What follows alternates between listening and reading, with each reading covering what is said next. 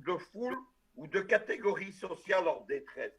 Et on a au Sénégal choisi la situation actuelle de la jeunesse, qui n'est pas facile, avec en plus une crise économique grave qui est due à la guerre du gaz et du pétrole. En plus de cela, ils ont choisi une figure exemplaire pour mener cette contestation. Mais derrière tout ça, je le répète, ce n'est pas la démocratie qui est en jeu. Le Sénégal, qui était une démocratie saluée comme exemplaire, est subitement devenu dans les médias occidentaux une quasi-dictature. C'est une sinistre farce qui est menée sur le dos des populations sénégalaises. Hmm. Justement. Alors, Luc Michel, dans ces enjeux, vous avez dit c'est la guerre du pétrole et du gaz. Comment ça s'explique? On sait que le Sénégal venait à peine quand même de se lancer dans ce domaine. Écoutez, il faut savoir, c'est que Macky Sall, depuis un an, il a orienté son pays vers les nouvelles alliances qui sont les alliances de l'Eurasie en marche, Moscou, Pékin, et on l'oublie le plus souvent en Afrique, le nouveau venu qui est Téhéran, et qui est la troisième capitale de l'Eurasie en marche. Téhéran, qui est d'ailleurs lié depuis 48 heures à un traité d'association avec la Russie. Il y a trois grandes opérations anti-occidentales auxquelles le Sénégal participe. Il y a tout d'abord le corridor anti-sanctions Téhéran-Caracas, qui est destiné à permettre à ces deux pays de contourner les sanctions économiques des USA et de l'Union européenne, notamment de continuer à vendre leurs hydrocarbures. L'Iran en particulier veut vendre son pétrole au Sénégal et investir dans son industrie gazière. Dans une récente visite au Sénégal, le ministre iranien du pétrole signalait que l'Iran est prêt à approvisionner le Sénégal en produits pétroliers et à investir dans son secteur industriel gazier. La deuxième opération, c'est la participation au cartel des pays producteurs de gaz qui réunit la Russie, l'Iran, l'Algérie, mais aussi la Guinée équatoriale. On parle d'OPEP du gaz. Le but, c'est d'arracher la production de gaz des mains occidentales et briser la domination américaine du gaz de schiste. On notera que le relais africain de ce cartel est Malabo, État néo-panafricaniste, qui a organisé en 2019 le sommet des États producteurs de gaz et qui collabore économiquement avec le russe Gazprom, qui est d'ailleurs la participant minoritaire dans la régie équatorienne d'État du gaz. Enfin, il y a une troisième opération, c'est le pétrole sénégalais donné aux Russes Lukoil. Sur un récent plateau d'Afrique Média, un panéliste nous avait expliqué erronément que Total s'était emparé du pétrole sénégalais. C'est faux. En particulier, il y a une bataille économique qui oppose deux opérateurs pour les champs de pétrole de Changomar. Il y a d'une part le russe Lukoil, Lukoil soutenu par le gouvernement russe. De l'autre côté, il y a la multinationale anglo-saxonne Woodside. C'est une multinationale australienne qui d'ailleurs utilise les sanctions américaines pour essayer d'empêcher l'arrivée des Russes. Derrière tout cela, il y a la tentative par les Occidentaux d'organiser une révolution de couleur.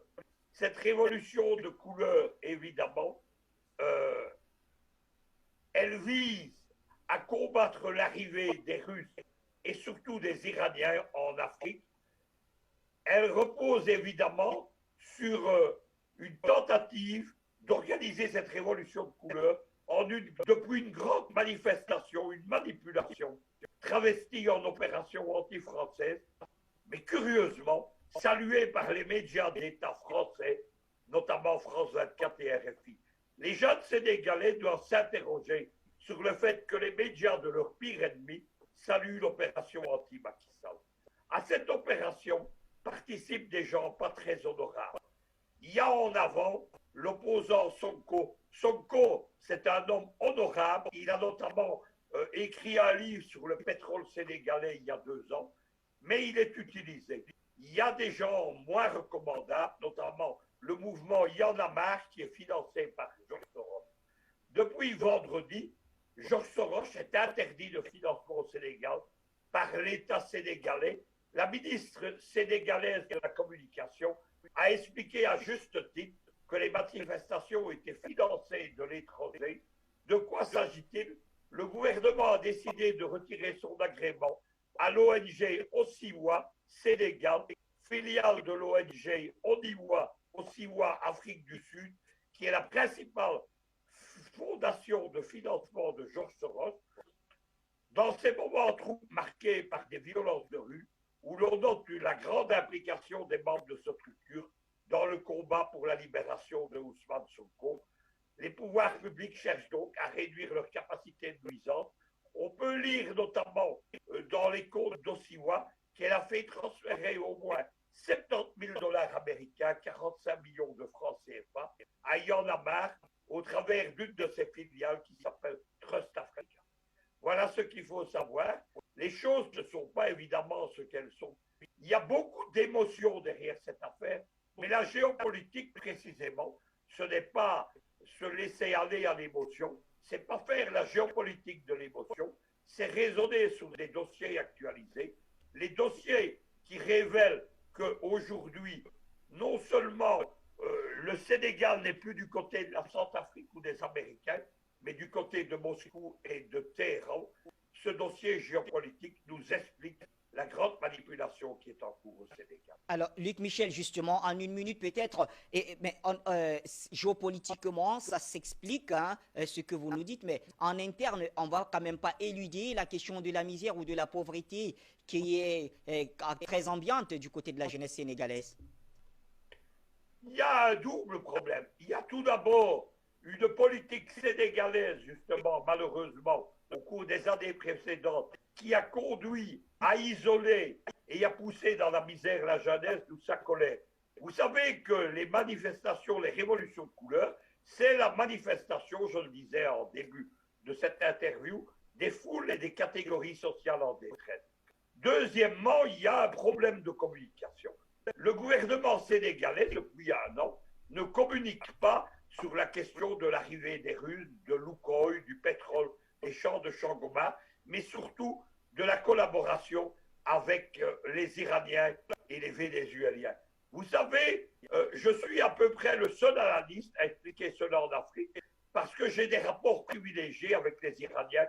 Je participe en effet quotidiennement à la télévision d'État iranienne, Presse TV, à l'émission notamment sur l'Afrique qu'on appelle le Zoom Afrique, et qui témoigne d'ailleurs de l'intérêt des Iraniens pour l'Afrique et de leur arrivée médiatique mais aussi économique en Afrique. Les Iraniens sont prêts à investir 200 milliards de dollars dans les économies africaines. C'est ce qui a conduit d'ailleurs au rapprochement avec le Sénégal. La géopolitique, c'est une question d'intérêt. Les Occidentaux, en particulier les Français, ils viennent piller l'Afrique, ils n'investissent rien. Le Sénégal, par exemple, il a un problème, comme tout le monde, avec la pandémie. Il a demandé des vaccins à la France. La France, qui n'a pas de vaccin, qui n'est pas capable de vacciner sa population, a laissé tomber aussi bien le Sénégal que la Côte d'Ivoire.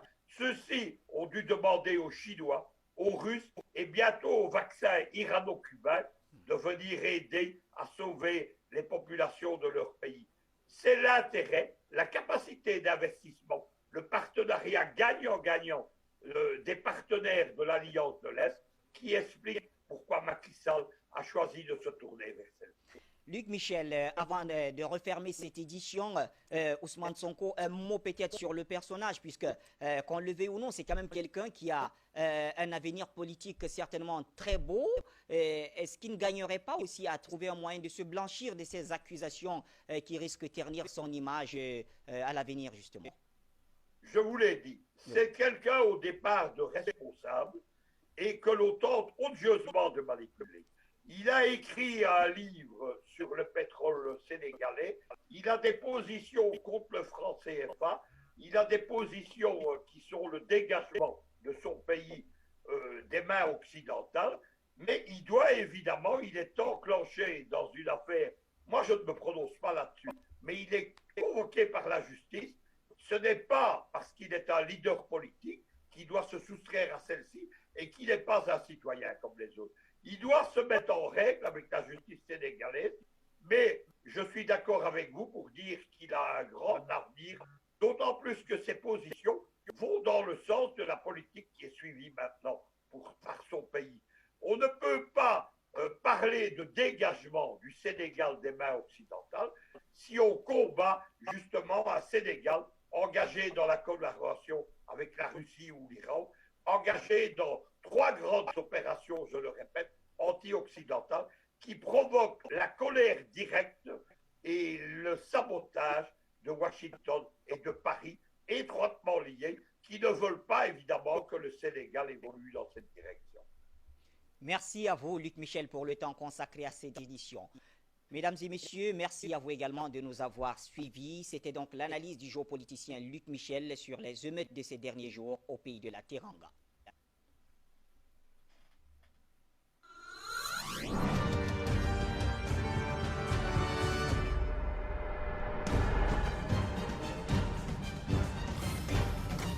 Afrique Média, le monde, c'est nous.